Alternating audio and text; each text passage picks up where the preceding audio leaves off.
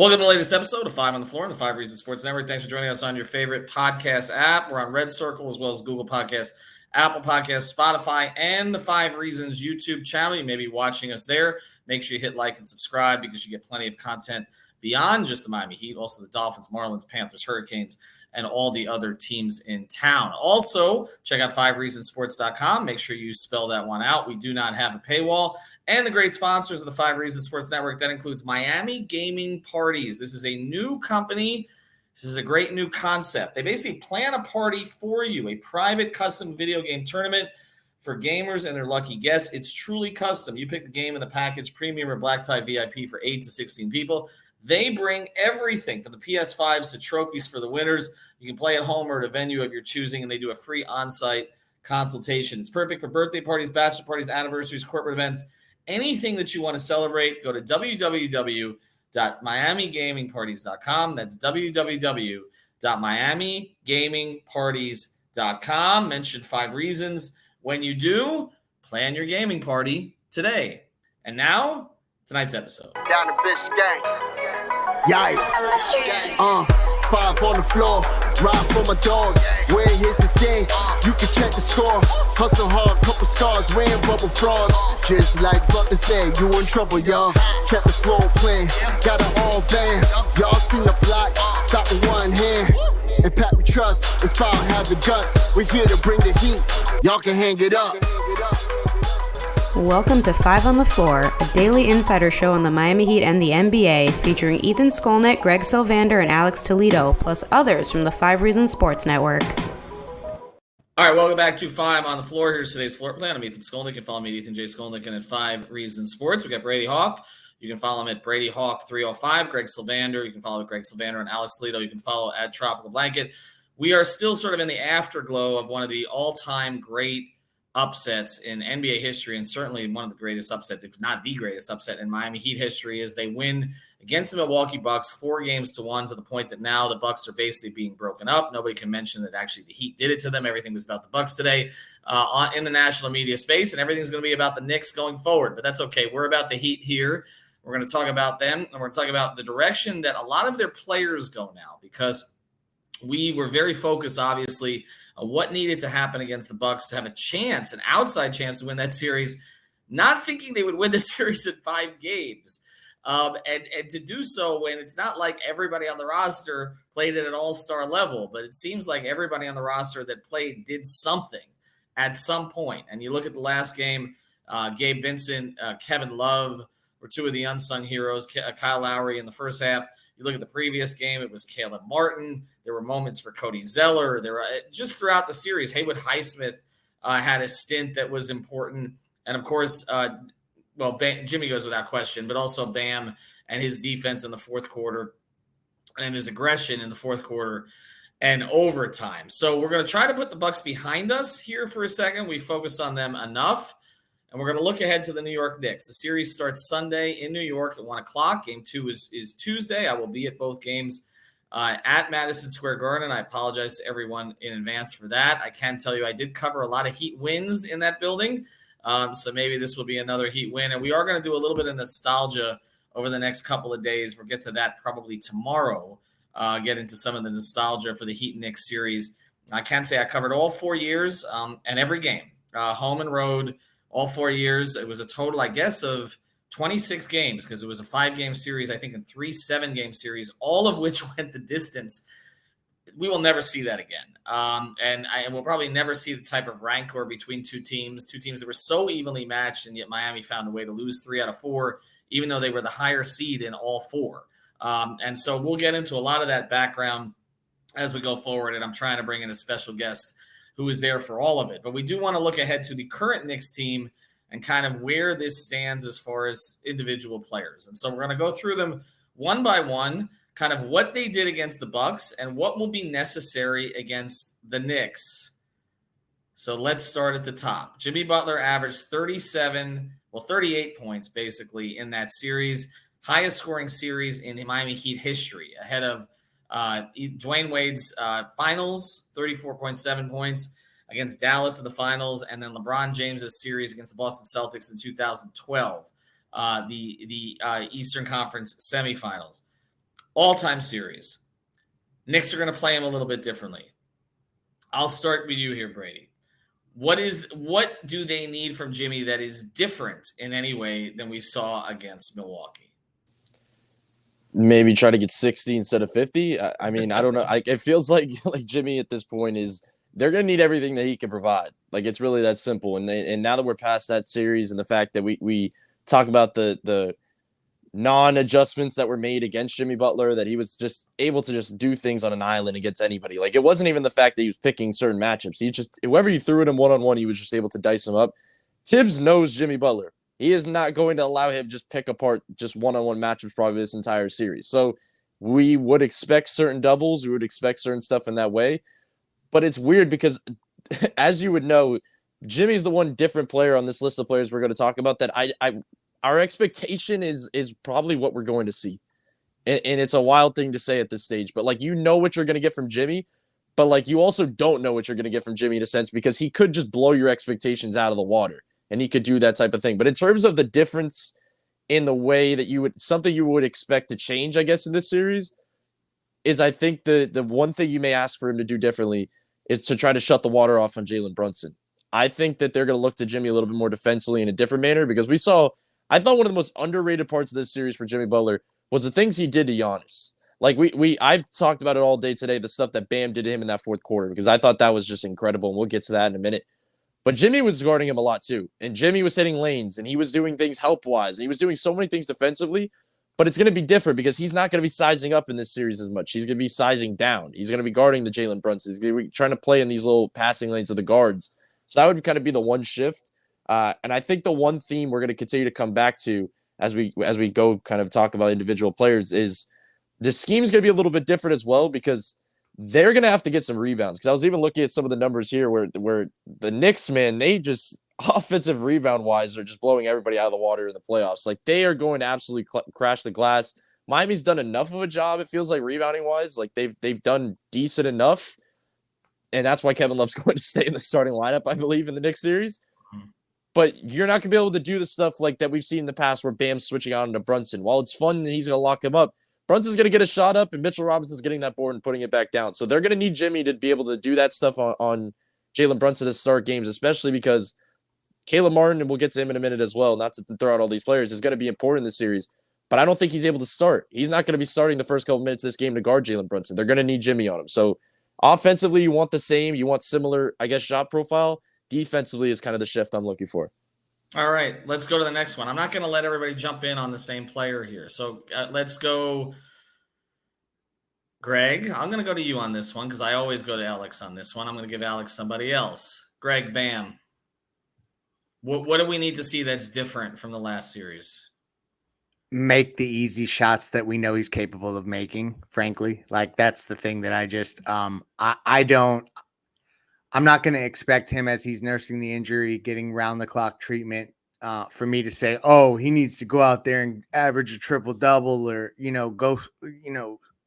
get catching alley-oops over guys. Like, I don't know that that's physically in the cards right now, but what he can do is not hit the side of the backboard when he's shooting. And, there was just you could see that he was thinking about taking those shots. And so I would just say that him playing as free as possible is a big part of this. And then it's going to boil down to him playing a primary role along with Kevin Love in keeping these guys off the glass, because Brady hit on it. Like, that's the thing that they're going to do. It's going to be about point of attack defense and protecting the offensive glass. Two things that Miami has struggled with at times. So there are lofty challenges, and Bam he ties the defense together. So I just feel like this is, again, a series where provided the shooting stays as it's been, which is afloat, then you don't need Bam to get 26 every game. You may need him to get that in a game or two.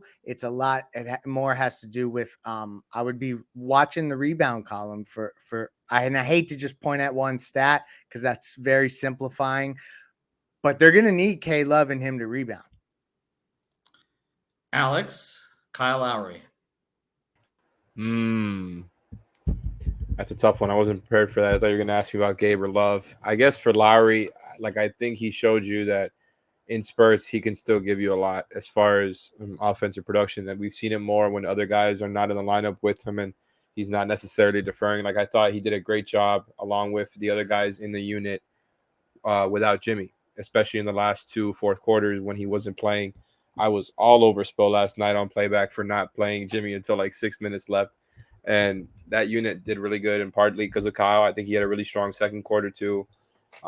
He can't be relied upon to give you like 15 a game even at this point, but he can give you, I think, a good amount of stuff, both ends of the floor.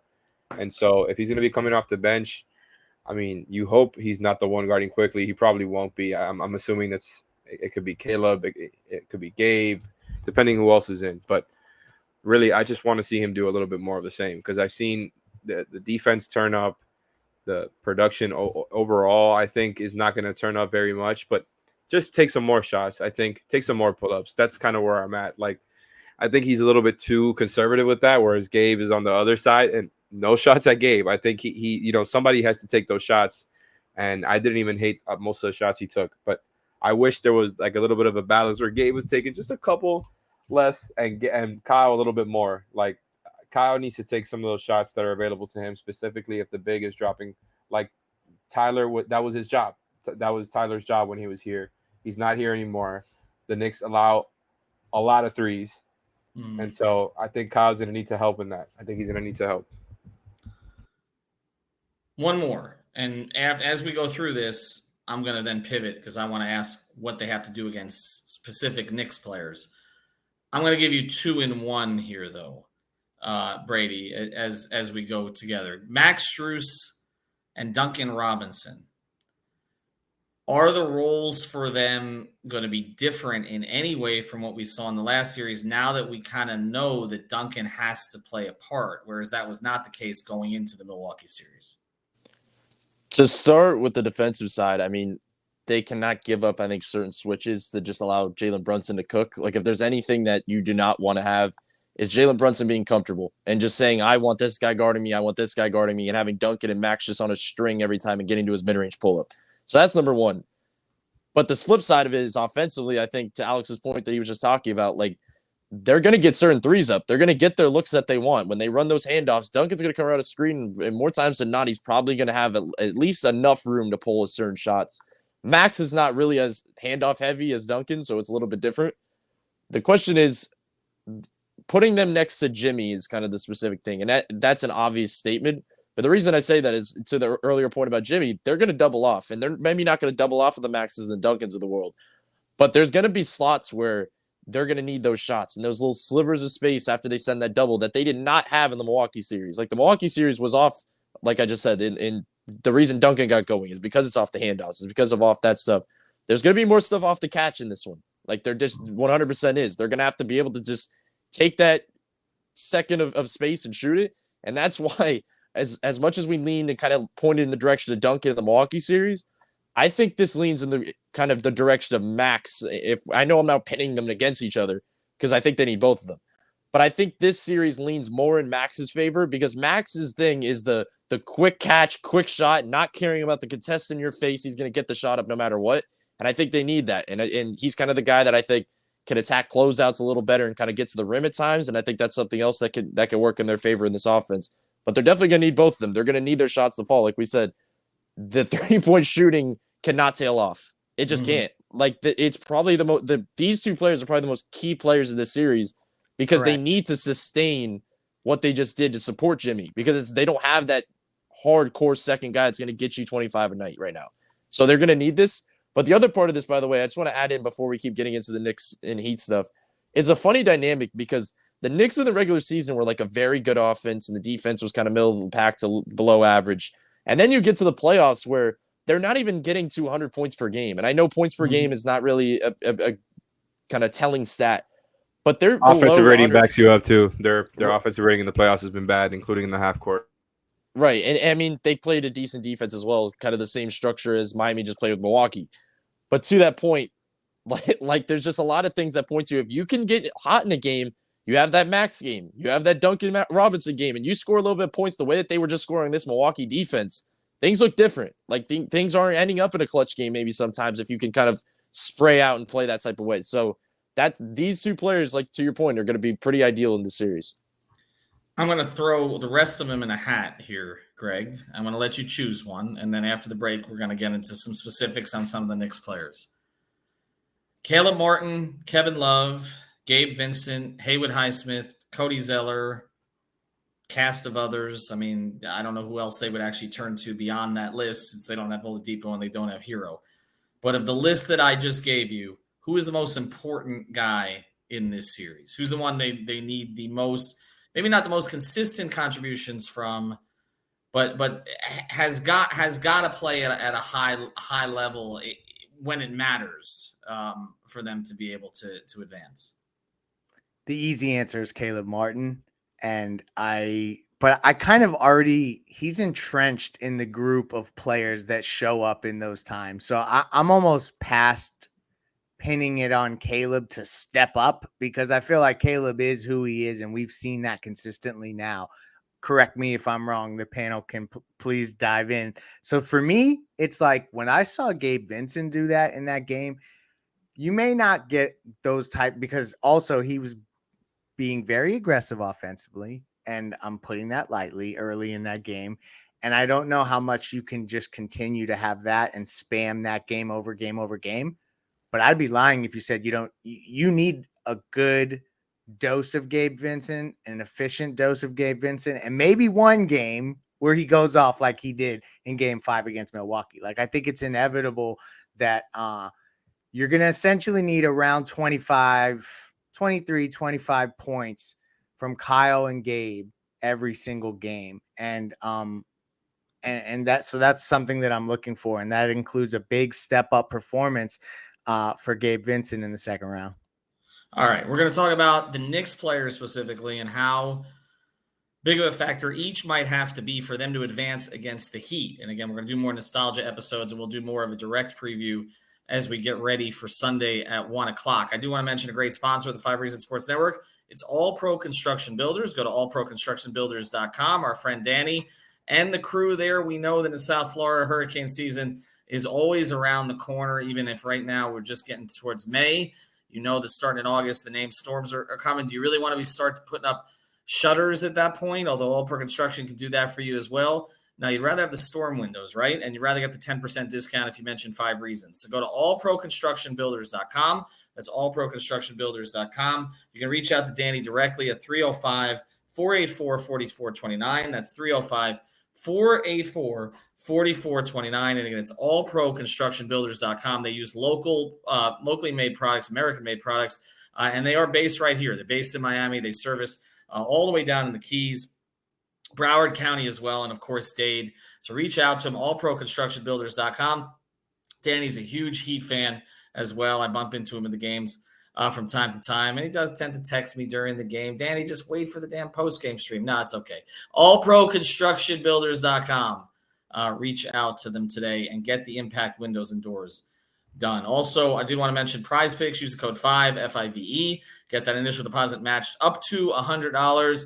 You can play more than just the NBA there. Of course, we focus on the NBA, but the NFL season props are up, MLB, PGA, everything's there. NHL, Stanley Cup playoffs. As we speak, the Panthers are still in it. You may want to play Kachuk. It seems like there's a goal every game there. Go to prizepicks.com, Google Play Store, Apple App Store, and use that code 5 and get that initial deposit matched up to $100. All right, the Knicks.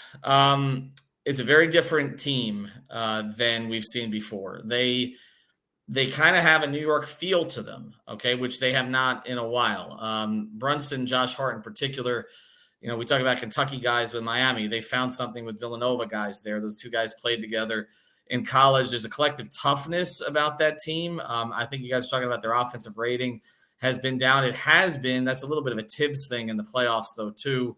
Obviously, they'd like to be more efficient than they've been. The bench, he doesn't play a bunch of them, but they have guys that have come through on the bench quickly, obviously, as a 6th man of the year candidate this year.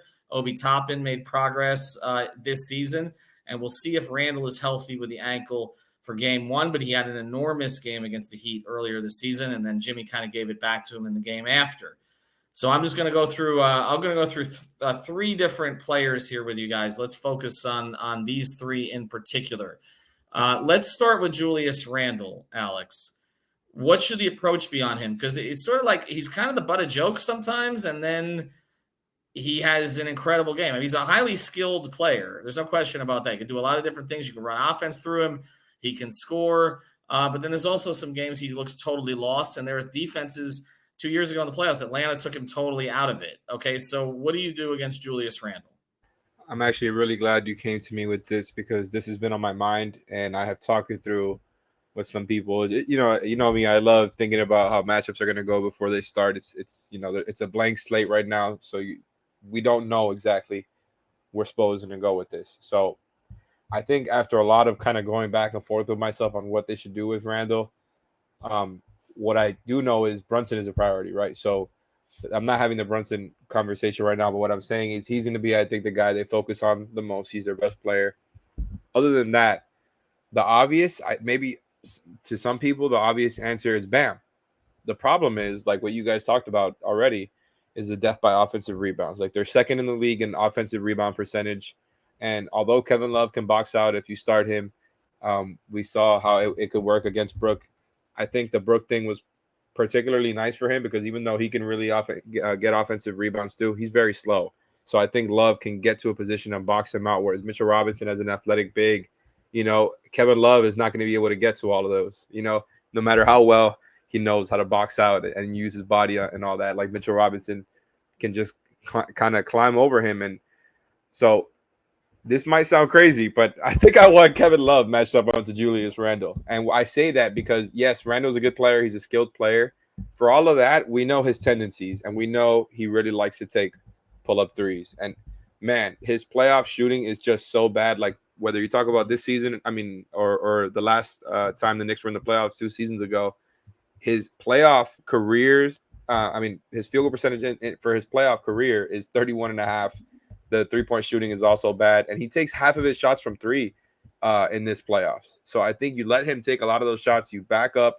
It sounds crazy, but we know that the Heat help a lot too. I think you help if he starts driving. I think you back up a little bit and you kind of force him into some of those bad tendencies. It's not the only thing you can do, but that's what I'm saying. Like if you start Kevin Love, right? If they go and start somebody else, then my answer changes. But if you're going with Love, Bam as the starting lineup, I'm almost just saying let that man shoot and then send help when he drives because he can obviously get by Love. And I'm helping off of Hart. I'm helping off of RJ Barrett. I'm helping off of a lot of their guys. I think it really works into the Heat's game plan. And I think you keep Bam on the back line on Mitchell Robinson so you don't die there because we know that can go the other way very quickly with what happened in the Hawks game. I think you keep Kevin Love on Randle. And, if he starts absolutely cooking him, you adjust it. But I don't think Randle is going to kill you with a bunch of his pull-up threes. Brady, Jalen Brunson. Game. Yeah, that's the main one here. To all of our points earlier. Like, that is the main part that you're focusing on right here. And that's why, as much as we talk about the things that Miami's done good defensively, late in the fourth quarter, is Bam, Jimmy, their perimeter defense has still had major leakage at times. Like it just has. And that's what happened with a lot of the paint points that Milwaukee had. So to Alex's point, you're going to see a lot of helping off from wings and corners because you cannot get attacked all night from Jalen Brunson. It's not just that he's going to get into his pull-up and drop 40. Like that's not even what it is. But if he's kind of getting the right matchup and getting into the paint, everything just comes from there. And it just makes their shots so much easier on a team that could potentially have one of those nights where they just don't shoot well from three, and you're just making it a lot easier on them. So it's an interesting dynamic, but I come back to the point, and the first thing you asked me was the first name you threw at me was Jimmy Butler. I do think, and it sounds weird because you're throwing your best player that's going to play a lot of minutes, and you need to literally save your entire offense for a series to guard their best player, but that's where they are right now. Like when you're talking about the options that they have, and the fact that they need to start Kevin Love because they need the rebounding, they need the size. You could say Caleb Martin get thrown in another spot, but they want the one shooter. They need Gabe. They need a point guard in there. That's the lineup they're going to roll out with. So with that lineup, I think they need Jimmy guarding Brunson. The only thing that I think that people are going to get mad at, and I think we may see it, is they could switch everything. Like they could do that thing where they just absolutely switch everything. Bam's on Brunson, Jimmy's fighting for his life on Mitchell Robinson, and they just kind of collectively rebound. And they just say, we're going to try to collectively rebound from everywhere and just crash the boards from all angles. Like, that is where I'm at right now, where I think game one could be like one of those things where the offensive rebound is so lopsided because of that reason. Everybody's screaming, they need to go back to drop. They need to stop switching Bam out to the perimeter. But then there's also the part of it where it could work. Like, there is the part of that they could force enough misses, get a couple rebounds, and the offense flows, and it could look good. But Jalen Brunson's going to be – he's hard to slow down. He's one of those players that is, like, so slow, methodical, can get to his shots and spots. Like, not to compare it to Jimmy, but we talked about Jimmy so much about getting to his spots. That's kind of the one thing that Brunson's been really good at this year, is just kind of finding, like, the shots that he knows he can make. So that'll be an interesting dynamic. I think the matchup isn't as much Brunson versus Jimmy, it's Brunson versus Spo, because I think Spo is going to be very focused on that matchup. We've seen before. Now, I know the next name you're going to be thrown at, they're going to throw at Greg probably here, but we know Spo is not been he's not been afraid to let him cook. And when I'm talking about RJ Barrett, like, they let him just go. They say just go do your thing. So they're going to be focused on those main two guys that you mentioned. All right, I am going to go to Greg on RJ Barrett, and there's a way there's a way to approach this, and Alex is right here as he pretends this in the chat. RJ Barrett has cooked, Greg, when Tyler Hero's been on the floor, and I know Heat fans want to see Tyler, and I think Tyler would be great on this stage, honestly, and it's unfortunate we don't get to see him on this stage offensively, but also he was a target for the Knicks with RJ. But RJ is a target for the New York media, and that's kind of why I wanted to close with him, because I think in some ways he's the key to this, because all hell's going to come down on him if he doesn't play well in this series. I just know how the New York media works, and it does feel to me like Spo recognizing that and recognizing that he can't let Brunson kind of get off is going to essentially try to make RJ Barrett sink or swim. So will he sink or swim? He'll have a good game, but I think ultimately what you want is some inefficient RJ Barrett basketball, and I think that they can force him into that. But I also think that maybe he may get a little bit of the Brook Lopez treatment, where they're like, all right, I mean, RJ Barrett, that's the guy that's gonna get you past us in the conference, or take you to the conference finals. Let's see it happen. It'll be interesting to see how they match up initially with him. I do think that he's the key for the Knicks, and you're right. Like, he's the dude who New York is going to, unless Julius Randle comes out and just plays awful, but he may have that injury thing that can get through him. I feel like you're right. RJ Barrett has the bullseye on him. I just don't know how you exploit him necessarily. It's going to be a lot more about, like them just essentially shutting him down. And I'll be interested to see who matches that. Who do y'all think is going to match up against RJ Barrett to start a game? I think it's definitely Gabe. Like, that's what they've leaned to in the regular season. Like, they say, RJ, just go play post up basketball and try to force inefficient looks. And I think they're going to force him into that. And I think it makes sense. If Jimmy's on Brunson, it makes sense. Yeah, see, that's kind of where I was heading. And so it's like a situation where maybe he's going to get to shoot it 21 times in a game, but you just got to hope he's not, 17 for 21. Like, that's what you're trying to avoid. There may be a game like that. But again, I think the Heat will live with that if that's the case. All right, we'll get into more on this series. We just kind of wanted to set the table here a little bit tonight. Look, if Jimmy... I think the other key to this series is if the MSG crowd tries to get under Jimmy's skin, that is a mistake. And they are going to try to do that, and that is a mistake. He's built different than the other guys that they've been able to rattle there. And this idea of MSG being the hardest place in the world to play, I mean, yes, it's a good atmosphere now. I've been there a lot when there's been Let's Go Heat chants over the past 15 years, ever since those other series. And yes, it's going to be different than that this time. Jimmy Butler's been in tougher environments than this. He's going to be just fine. And if again, I think he'll be more than fine if they try to go at him too much. Okay. And look, the New York media is going to fawn all over him. He's going to go back at them. that's going to be as entertaining as just about anything else in this series. We'll have more coverage over the next couple of days.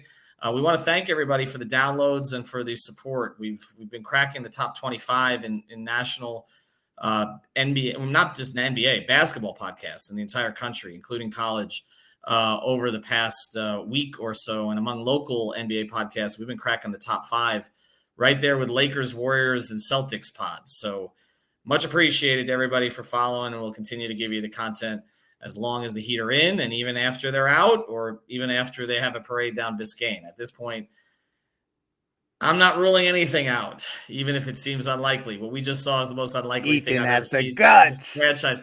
I don't know if I have the guts. I think I got the shakes. I did not anticipate any of that happening in the last series. I thought I was going to be off this week. Thanks to Greg. Thanks to Brady. Thanks to Alex. Thanks to our sponsors, MiamiGamingParties.com. Who else do we have today? PrizePicks.com and AllProConstructionBuilders.com. Have a good night, everybody. Thank you for listening to the 5 on the Floor on the 5 Regional Sports Network.